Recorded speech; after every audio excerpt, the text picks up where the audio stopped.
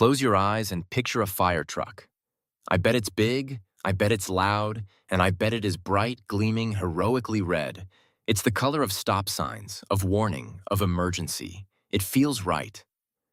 But what if I told you that iconic color wasn't chosen for safety? That it was actually chosen for vanity, for show? And that the color your eyes are hardwired to see fastest is one you almost never see on a city fire engine.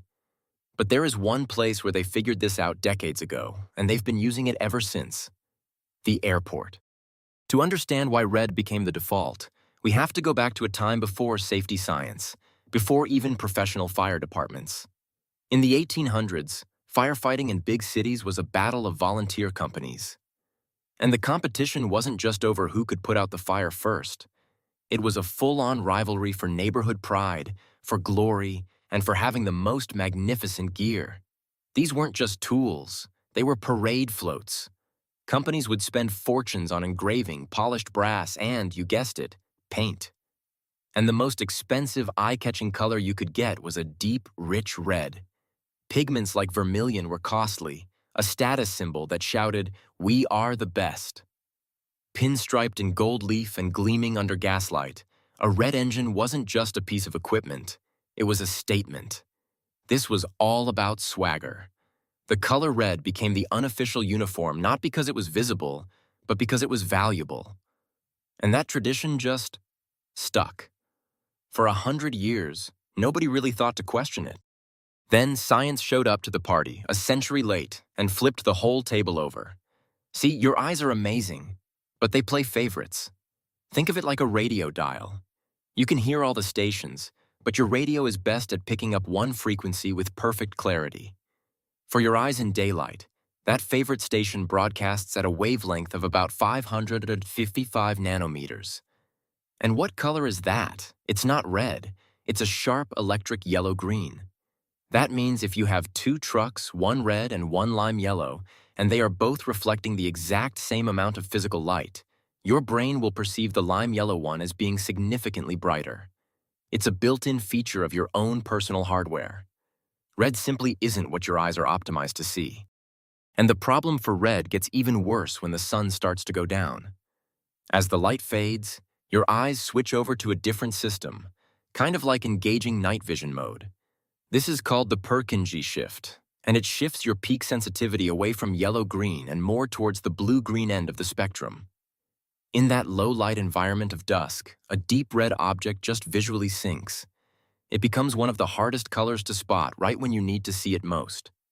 But yellow-green has one more trick up its sleeve: fluorescence. Fluorescent pigments are a daytime cheat code. They absorb invisible ultraviolet light from the sun and then re-emit it as visible light, making the color appear to glow, as if it has its own little battery pack. That's why those fluorescent yellow-green safety vests worn by road crews seem to pop so intensely, even on an overcast day. They're literally creating their own extra light. So who put all this science into practice? The people who can't afford to make mistakes, the aviation industry. Airports are a sea of gray concrete, gray planes, and often gray skies. Visibility is everything. So the Federal Aviation Administration, the FAA, looked at the data and made a decisive break with tradition.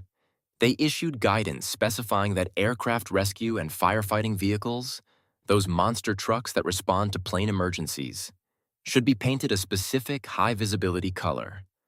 Federal Standard 595, color 1367DRO. A bright, fluorescent yellow-green. This wasn't about looking heroic. It was about pure, unadulterated conspicuity. On a rainy day at Chicago O'Hare, that lime yellow crash truck can be seen from a mile away against the tarmac, long before its lights are even visible. It was a massive, real-world experiment that proved the science worked. Slowly, this idea started to trickle from the airfield to the city streets. A few forward-thinking fire departments decided to challenge the red tradition. The most famous example is Miami-Dade Fire Rescue. In a landscape of blinding sun, sudden tropical downpours, and sprawling 8-lane highways, they decided visibility trumped tradition. Their entire fleet went lime yellow, and they've stuck with it for decades. In 2009, the U.S. Fire Administration published a massive review of all the evidence.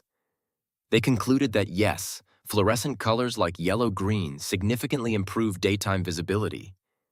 The science that the airports had trusted for years was finally, officially acknowledged for city streets too. But just as the lime yellow revolution seemed ready to take over, technology threw in another twist. The game changed from being about paint to being about patterns and photons. At night, the color of the paint on the side of the truck is far less important than two other things: retroreflective materials and high-intensity lighting. You've seen it. That super bright tape that explodes with light when your headlights hit it. Suddenly, safety standards like the one from the National Fire Protection Association weren't just about paint. The 2009 edition of NFPA 1901 mandated that at least half the rear of new fire trucks had to be covered in 6-inch wide alternating red and fluorescent yellow-green chevrons. This candy cane rear end is impossible to miss. They also required reflective striping down the sides, lighting up the truck's entire profile. The safety of the truck was no longer just in the paint job. It was in the high-tech skin it wore and the wall of flashing LEDs it carried. This technological leap created an opening for tradition to make a comeback. The perfect case study happened in Australia. For years, Fire Rescue New South Wales used yellow engines. But in the 2010s, they announced a switch back to red. A step backward for safety? Not at all. They brought back the traditional color, but they paired it with the absolute latest in visibility technology: massive rear chevrons, bold reflective striping, and blindingly bright LED light bars. Their argument was that modern conspicuity systems were so effective, especially at night, that the base paint color could once again be about public recognition and tradition. They could have the historic red that everyone recognized, without sacrificing the safety that the new technology provided. It was the great compromise, a marriage of 19th century swagger and 21st century science. So after all that, which color actually wins? Well, it's complicated. In broad daylight, the science is clear. Fluorescent yellow-green has a natural edge. But the safest fire truck on the road today isn't one color or the other. It's a complete system. It's a truck that can be seen in bright sun, at murky dusk, and in the dead of night. It might be red, it might be lime, it might be white. But it will absolutely have that super reflective high-contrast armor of chevrons and stripes. It will have lighting powerful enough to be seen from blocks away. The truth is, while we argued about paint, the real safety revolution was happening in the field of materials science and LEDs.